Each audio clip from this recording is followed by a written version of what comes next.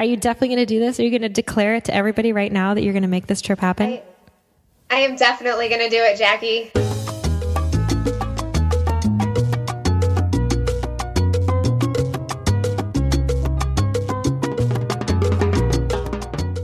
Hey everyone, welcome to the Budget Minded Traveler podcast. This is episode 65 and it is part 2 of a conversation that I am in the middle of with Anjie Mikesell about her first international solo trip. She is about to check off the number one thing on her bucket list, which is going to Italy. And we are in a series featuring people making big, huge travel plans where we can chat with them before they go and then catch back up with them in the future once they have a chance to look back on the experience and share what they've learned and how it went. In the last episode, we chatted with Anjie about some of her first-time traveler questions.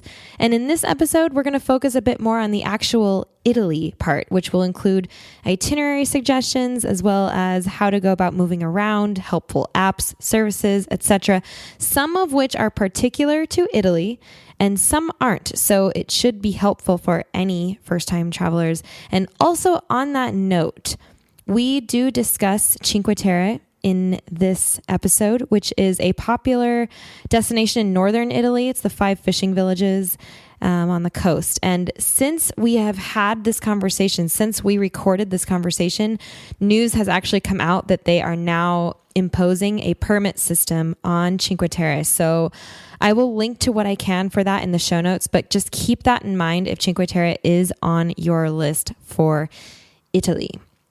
Before we jump in today, I want to give a quick update about my Patreon launch that you guys heard about a few episodes back. I can officially and proudly say that this podcast is now listener supported, and I am on my way to my first goal. We did have a block party. It was so much fun. Thank you to everybody who showed up. It was seriously amazing to get to actually see you and meet you and talk to you, since I'm normally over here just talking to a microphone.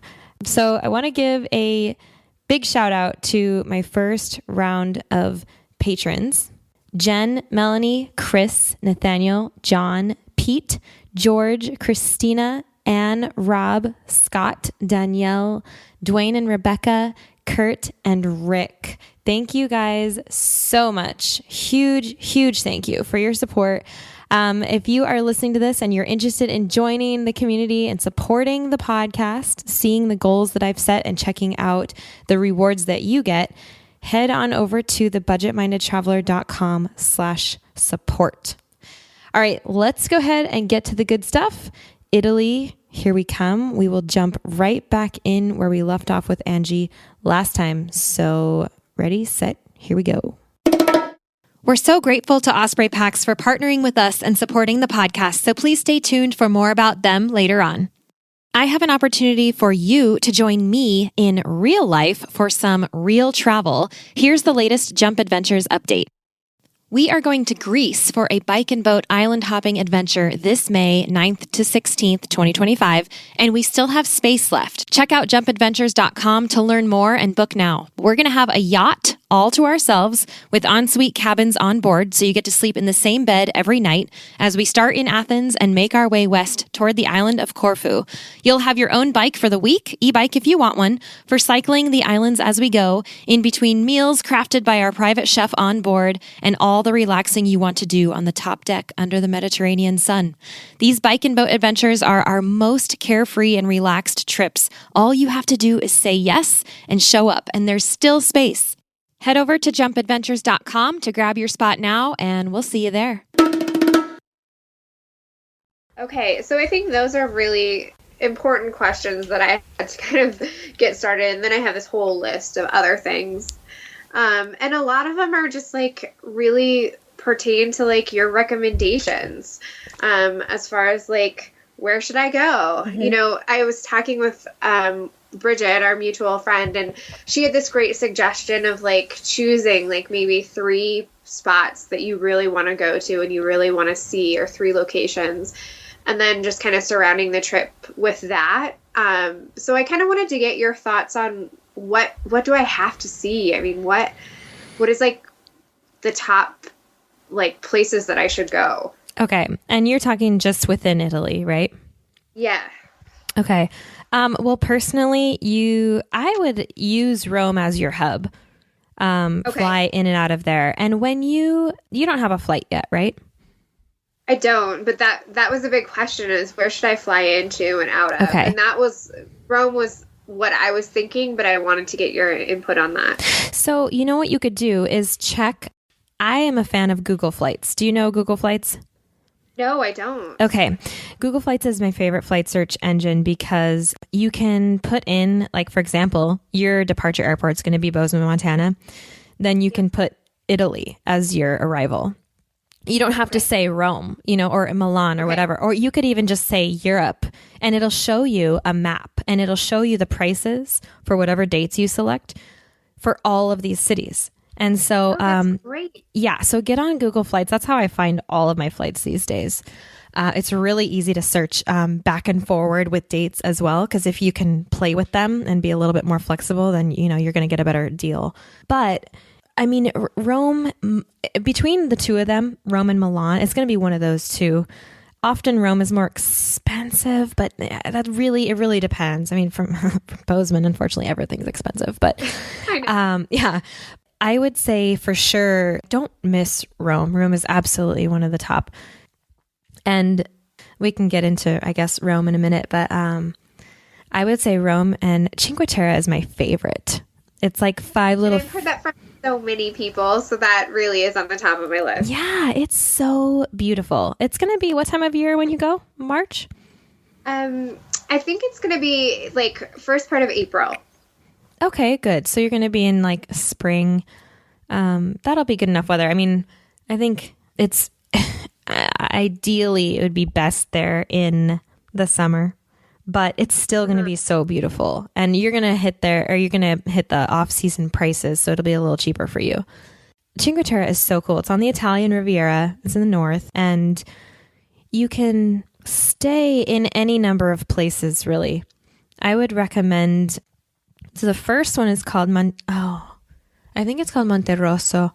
There's another town near there that's called Santa Margherita, and you can stay there as well. Anywhere along there it's really easy to get around. There's trains that connect everything, so wherever you find a place that you like. But the furthest west of the little 5 villages is the biggest one. And so that's going to have the most options for you. But you can, once you get there, you can either hike in between the villages, or it costs €1 to take the train in between the villages, or you can take a water taxi, which is like a ferry. Yeah, that goes, like, if you started in the first one, you could take the water taxi, and it's like the cheapest way to see it from the water. It's beautiful, and it only costs a few euros to take the boat like all the way to the last one.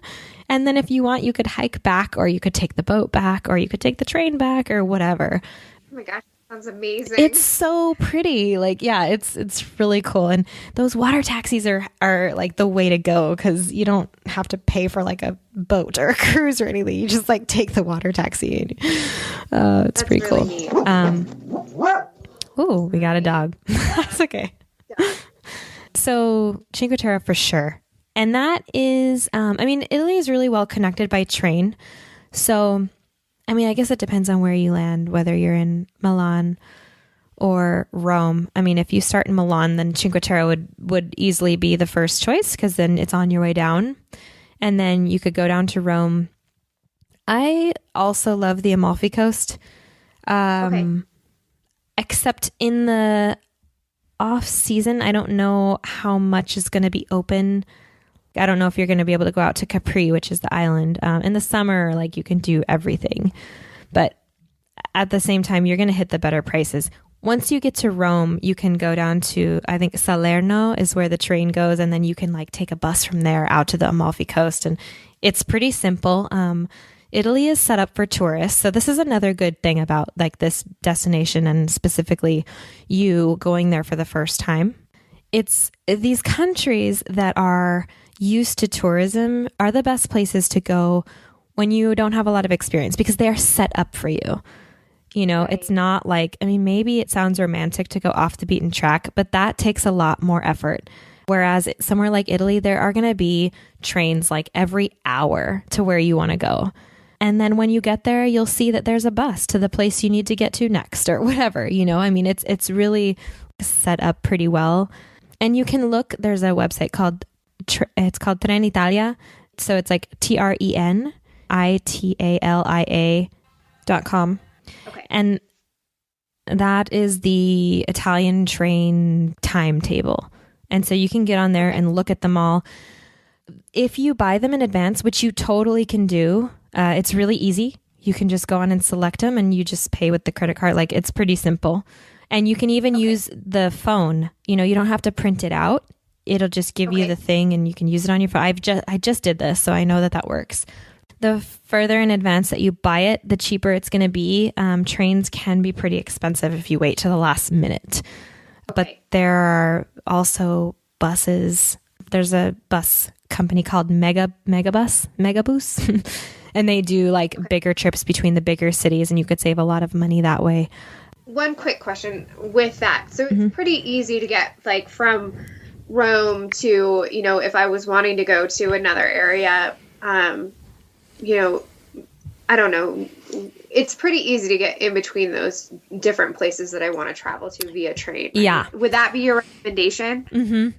Yeah. Okay. And that's what I'm saying. Like, if you're going to go from Rome to Florence or something, there's going to be a train like every hour, maybe even every half hour. It just depends on which train. Like, there are faster ones, there are regional ones. What?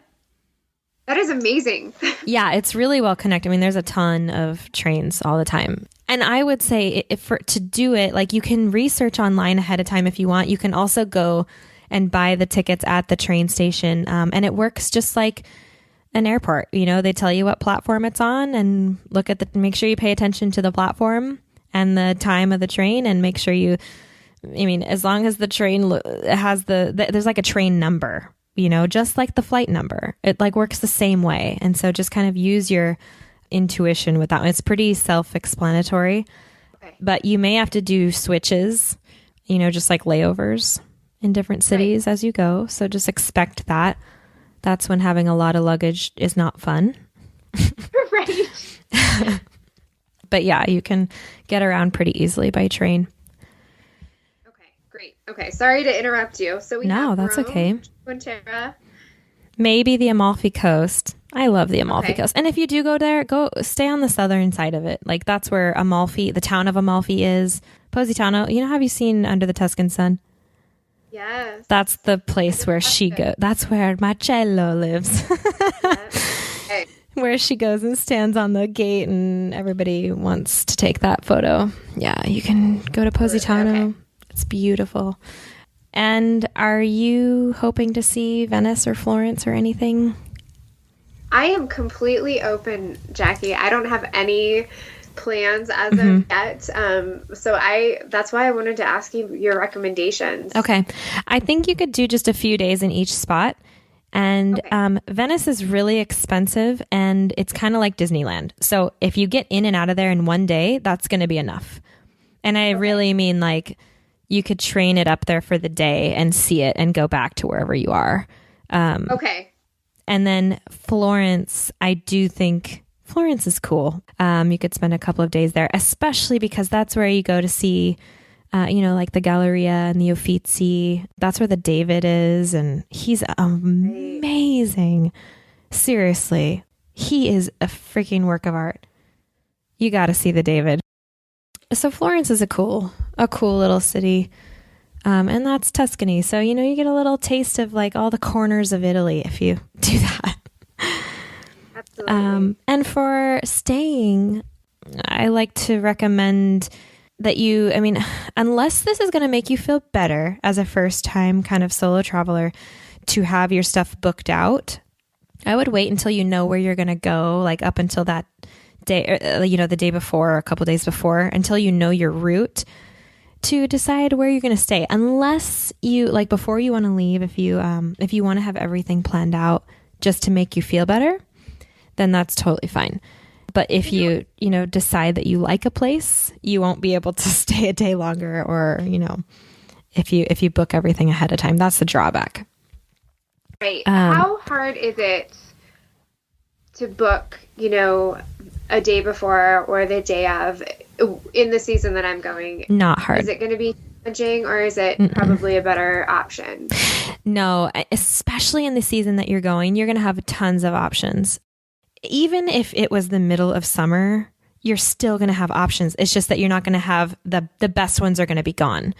So like the best bang for your buck, the best value. I mean, it's nice if you can find a place that includes breakfast for no extra cost or something, because then you're saving money on a meal as well. Or if there are certain things that are important to you, then the further ahead you book, basically, the more assured you are to get those things, because you can see all the options and you're not going to, the best places won't be sold out by then. But the time you're going, you're not going to have a problem. And Jackie, Bridget had said that you had recommended Booking.com. Yeah, I love Booking. That's my favorite. Okay. I always use Booking. The only time that I don't, because I think I find the best deals on Booking, and they have like almost everything is on there. Like it's a really, really big database. I mean, it's amazing. I will book hostels on Booking instead of hostelworld.com, because you can find everything now, and they generally are the cheapest prices. So I do recommend that. You can use, let's see, the other ones I've used lately are Airbnb. I have used Airbnb. I actually used Airbnb in Rome. And you know what? Maybe I'll link to it on the show notes page, the one that I used, because I loved it. So that would be great. And that way we can share it with all the listeners as well, because I can link to that in Rome. We'll come right back to that. Let's take a moment now to thank our wonderful show sponsors. Osprey is the market leader in technical outdoor, travel, and everyday packs. And I've personally used Osprey packs since 2015. My favorites are the Fairview Trek 50 for multi-day hikes, the Cirrus 24 for day hikes, the Transporter Rolling Duffel 60, which is my trusty check luggage for faraway adventures, and of course, the countless packing cubes I use to organize everything that goes in them. We are proud to support each other on the podcast and beyond. We love getting outside, and we want to see more people outdoors. So find out more and join us at osprey.com. I loved the option in Rome to stay at the Airbnb because it can be expensive, and I wanted to make sure that I was getting a private room. And, there are certain things that I was looking for, neighborhood, etc. And so you're paying like 25 euros a night for a hostel in Rome these days, which is expensive. So at least I think it is. For a hostel dorm, like, no thanks. So, right. I've paid more than that in other places that are more expensive, but this is Italy. Like I feel like it shouldn't be. So I'll link to that and I'll show you what that one is. So Airbnb, and what you can do with Airbnb is you can either book places like all to yourself, or the host is sometimes there, as was the case with this one. And I like that because then you can ask a local, where should I go? What should I do? So I like to use Airbnb when I have a specific purpose for it. And that's when I want to stay with a local.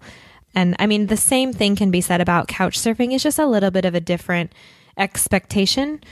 You really are treated like it's more like a hotel. You get treated more like a hotel when it's an Airbnb because you're paying for it.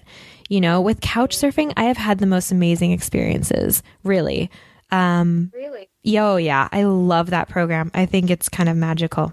But it also is less, sometimes it's harder to find a place to stay because people are like, no, I'm actually not around or whatever. Whereas Airbnb is like, okay, I'm going to book it and this is where I'm staying and I know it because it's available. Right. So it's just a different process, really. The other one that I've used recently, but you're not going to need this in Italy, is Hotwire, because you can do last minute. Oh, but right. That's what we used in Switzerland. That's I've discovered that's the trick to Switzerland because Switzerland is so expensive. Yeah. And we stayed in Zurich and we booked on Hotwire and we got such a good deal in the center. A good deal in Switzerland is $150 a night. It's crazy. It's so expensive there. But if you're in really expensive places, Hotwire is totally the way to go. But that won't be you in Italy, so I just had to throw that out there. Hotels.com is another one, but I haven't found anything on there that isn't also on Booking. So sometimes it's just kind of like a preference, a loyalty thing. Okay, so something related to that is I have no idea about cell phones. Like, how does that work? Can I bring my cell phone? What do I need to do with that? Yeah, you can bring your cell phone, and you're only going for like a couple of weeks. So what I would recommend is and I have a whole guide on this on my site. So I will send you the link, and I'll also link to this on the show notes page, but you can put your cell phone on airplane mode, and you can still use the Wi-Fi and like everything that is essentially everything besides phone calls you can use on airplane mode. Do you have an iPhone? I do. Okay, so you can even use iMessaging just through the Wi-Fi. Yeah, so you can still text people. I mean, you're not going to be able to text people that don't have iPhones with the iMessaging, obviously, but with Wi-Fi, you can do everything. That's why a lot of people use WhatsApp too, is because you can, no matter what country you're in. I mean, I have a lot of European locals that I text with on my phone, and it doesn't matter what kind of phone, what kind of service, whatever. Like everybody has WhatsApp because no matter what your service, what your country, it's a texting platform, and so WhatsApp is good for that. But I mean, as far as talking to people at home, I also use Voxer. That's my favorite app. Oh, great. That's, you can use it like a walkie-talkie. You can send photos, texts, whatever. And I always make all my friends get on Voxer. So it works for me. I mean, nowadays you can use like the talking function on WhatsApp too, or you can just get on Skype like we are right now with people from home. I mean, it depends on if staying in contact is the thing that you want to do, then those would be my recommendation. But yeah, you can, the reason I would say, the reason that you put it on airplane mode is to avoid the data charges, because your phone may work overseas. Like you might pick up service, and that's just a scary thing, because if you use it, like your bill is not going to be pretty. Right. It's really expensive to use data.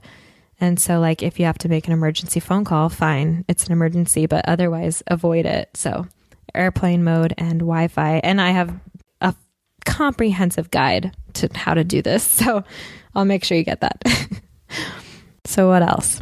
So if I was to use booking.com, like I decide where I'm going to go for that night, I could use my cell phone like through Wi-Fi, use the app on that. Is that correct? Yes. Okay. That is correct. Perfect. You can do it from like the craziest corners of the world these days.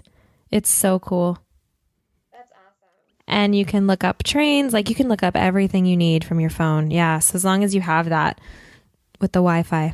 So keep in mind though that when you're looking at places on booking.com, you need to make sure they have Wi-Fi, or Airbnb, like they have to include Wi-Fi, because you want to have that. Yeah.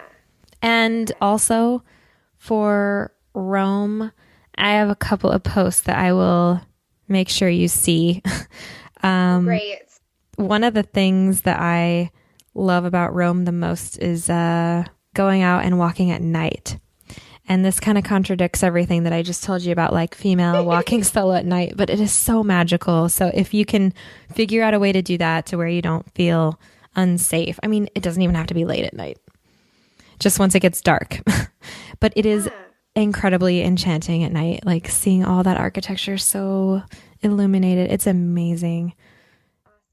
And also, I would recommend at the Colosseum, my favorite piece of advice to give for the Colosseum is to take the metro the first time that you go there, because you come out literally like right underneath it, and it is breathtaking. Like it will make you gasp. It is crazy beautiful. It's huge. And you get out of that metro and it's just like on top of you. It's so amazing. So if you have the chance to do that, do that. But I was going to say, take the tour, like pay for it, because it's really worth learning about it while you're there. And so I would say do it. And it's not to skip the line. I mean, whatever. You do get to skip the line, but it's not necessarily the point. You can try and bargain, talk them down too. It should be about 22 euros to take the tour. Okay. But it also usually includes a free tour of the Palatine Hill afterwards. And that's right next door. It's like the ruins right next door. And so it's really cool, actually. You get like a couple of hours or at least an hour and a half or so of walking around with the tour, learning about where it is that you are. I really do recommend that.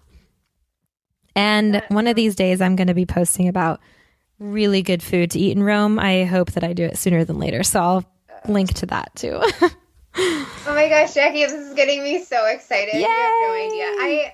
I'm so thankful for you. I just can't thank you enough for all of this. It's so my pleasure. You were the one that inspired me to do this. Yay. I'm so awesome. Glad to hear that. That's the whole point. That's why I'm doing this. So I love to hear it. Thank you so much. But that's not all my question. Yeah, that's okay.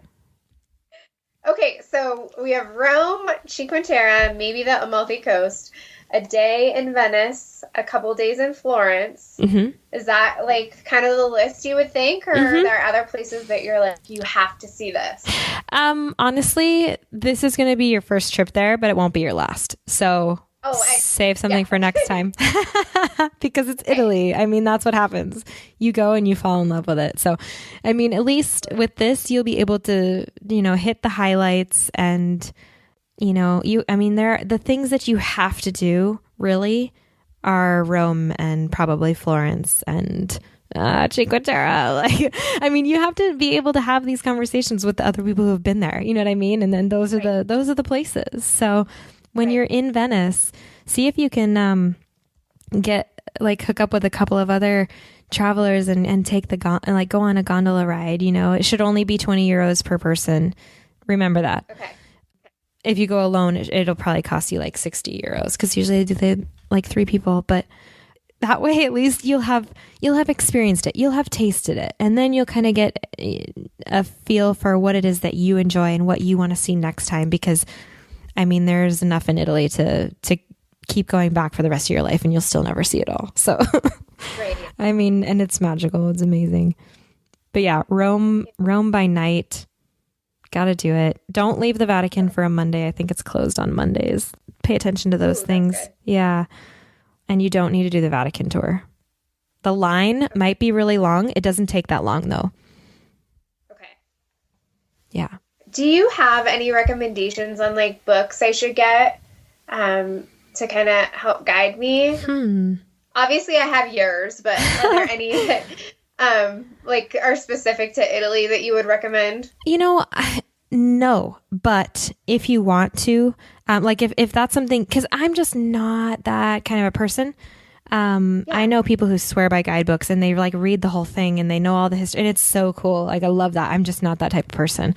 Yeah. But Lonely Planet is my choice. So, that's just me though. And you could probably get Lonely Planet Italy if you want to get extra excited about your trip. But they are also really heavy and clunky to take with you. So if there's anything that you want to take with you, rip it out. Yeah, but don't bring the whole book. So okay. Yeah. Okay. And also on that note, the Lonely Planet Thorn Tree Forum online is like an amazing resource for basically anything travel. It's kind of like TripAdvisor, only I feel like it's more in depth. It's more, I don't know. It's their forum online. It's their travel forum. So it's called the Thorn Tree Forum, Lonely Planet Thorn Tree Forum. So if you have questions or something, check that out because there's almost an answer for everything on there already. So that sounds great. Okay. And you said a good estimate is about $500 per week. Yeah, I think so. It really depends on how all out you go. Yeah. Because that really varies. But it's a good, I think I used that as like a ballpark figure. I do think that's a good ballpark figure. And as far as like exchanging money, what's the best option for that? Bring euros with you. Okay. You can go to your bank at home and get euros, like straight across exchange.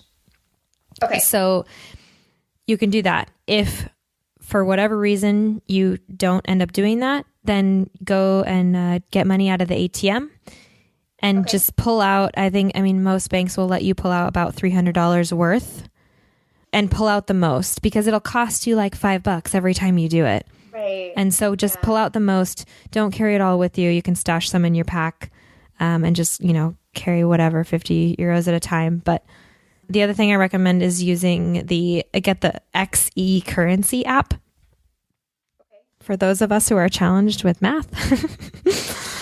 It is. That's a great app. Yeah. It's like, I mean, I don't know if you are, but I definitely am. And so that app, it's great because as long as you, before you leave, make sure you add euros to it and have it updated. Because, I mean, you can choose any kind of currency. You can have up to like 10 currencies in there at a time that you're just like, you can compare prices and stuff, but it only updates when it's connected to Wi-Fi or a service, So don't wait until you're there because it won't. If you don't have Wi-Fi, it doesn't help you at all. I mean, it won't be updated, but if you download it now and get the euros in there now, it'll be that's all you need to do. And then once you get there, it kind of acts like a calculator.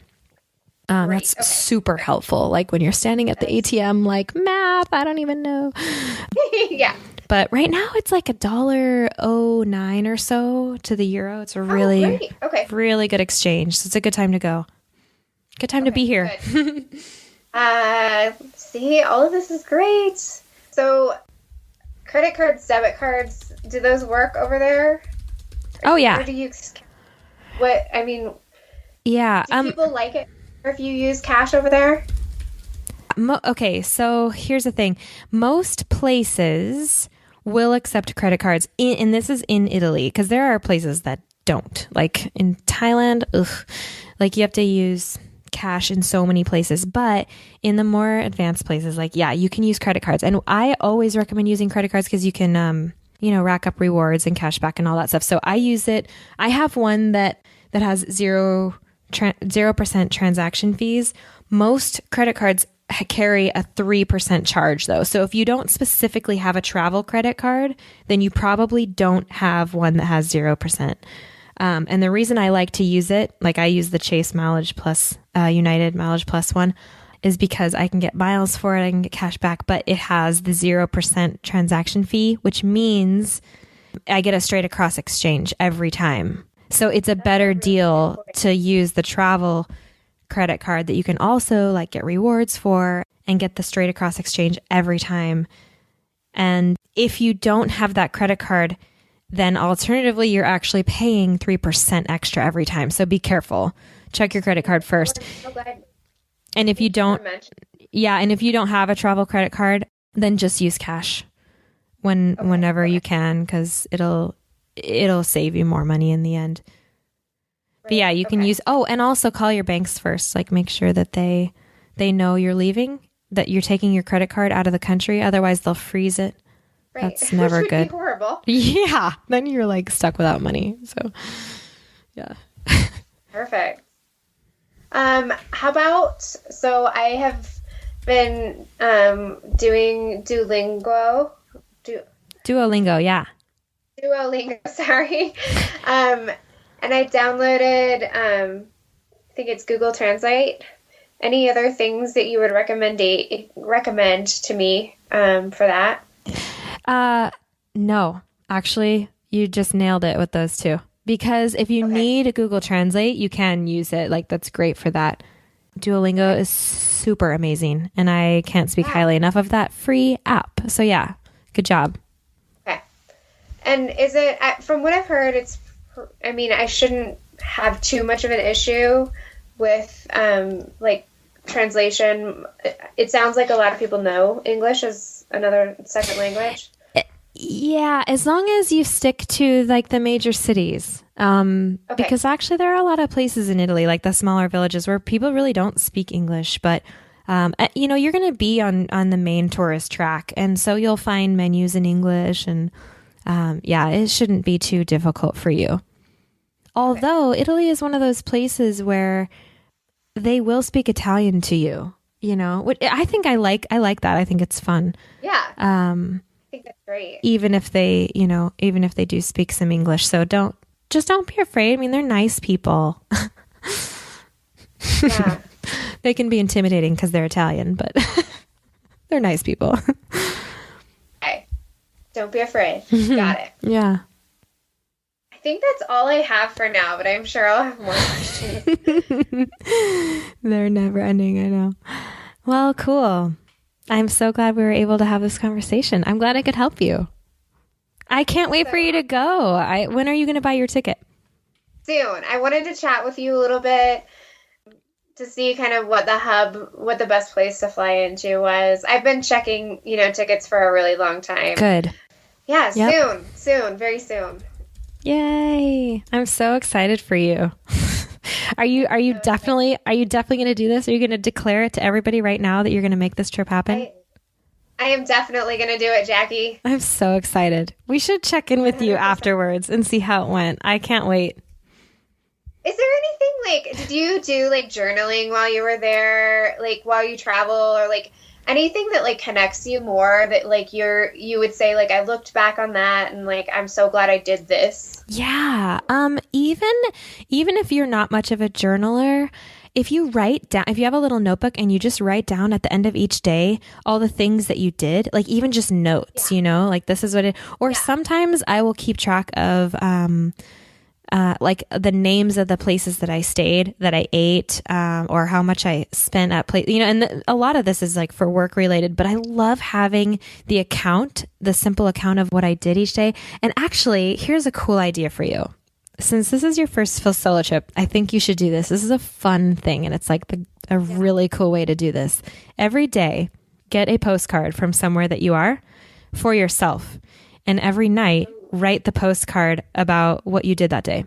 And then at the end, you'll have a little book of postcards, from your trip with your activities. And you can leave that around your house somewhere that you can look at later.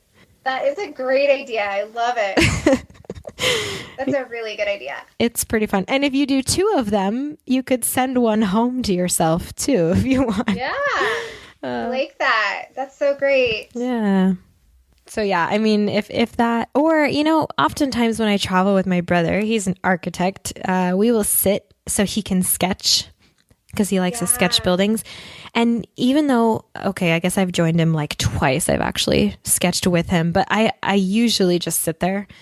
And I love that time too. That's something we always do. We always take time for Daryl to sketch because it sits us down and we just people watch and just kind of take it all in. And he's got he has sketchbooks that have traveled with him with things from all over the world, which is so fun. So whatever it is that is your outlet, whether it's writing or sketching or whatever. For me, it's writing. I'm no artist. Dedicated time to really just connect and sit down and sketch or write or draw. Mm-hmm. That's cool. Yeah. Have a coffee, have a beer, whatever you like to do. I mean, this is your time solo, you can do whatever you want. It's one of the coolest things. If you want to sit here for the next hour, no one is stopping you. Right. So I think that's what gets me so excited about it and why I've always wanted to do it is I feel I think it's really empowering as a woman to be able to travel on your own and know that you can do that and that you have done it. But 2, I think, you have that flexibility and you can do whatever you want. And you can really connect with the area that you're traveling to. I feel in maybe a different way than you would if you had someone you're traveling with. Absolutely. And you know what else is that you will connect with yourself in a way that will blow your mind. That's so true. Because you're with yourself all day.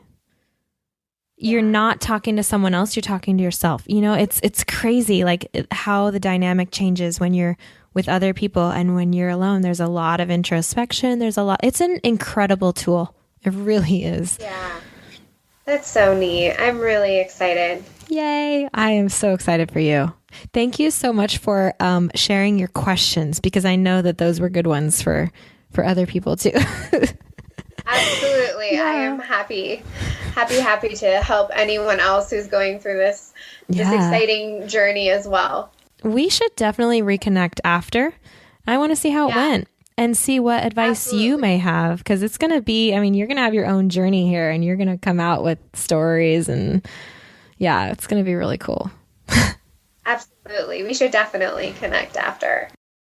Okay, there you have it. We will be checking in with Anjie again afterwards to see how her bucket list trip went and what she learned and what she thought. I cannot wait to see the results of all of this. So stay tuned for that in the future.